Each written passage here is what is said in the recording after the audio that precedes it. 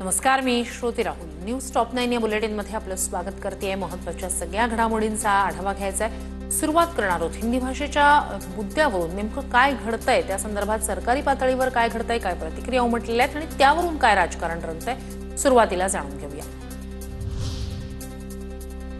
विधानसभेत शंठ लोक बसलेत. विधिमंडळाच्या कार्यक्रमात मराठी बोर्ड नसल्यानं मनसेच्या संदीप देशपांडे यांचं वादग्रस्त वक्तव्य.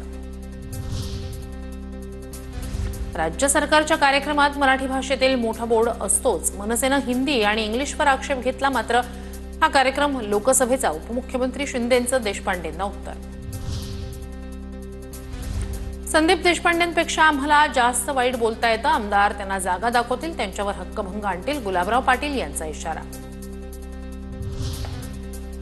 तर मी कोणत्याही व्यक्तीला नाही तर वृत्तीला बोललो. कार्यक्रम केंद्राचा, मात्र महाराष्ट्रात होता. हक्कभंगाच्या कारवाईला सामोरं जायला तयार. संदीप देशपांडेंची प्रतिक्रिया. संदीप देशपांडेंनी तुरुंगात जाण्याची तयारी ठेवावी. प्रताप सरनाईक यांचा इशारा. तर विधान भवनात कधी निवडून आले तर त्यांना समजेल, नीलम गोऱ्हेंची टीका. हिंदी आपल्या देशाची भाषा, तिसरी भाषा हिंदी, त्यात कुणाला आक्षेप घेण्याचं कारण काय? हिंदी भाषेचा विरोध करणं चुकीचं. हिंदी भाषेच्या मुद्द्यावर अबू आझमी यांची प्रतिक्रिया. महाराष्ट्राचं मराठीपण संपवण्याचं काम केंद्रीय पातळीवरून होत आहे.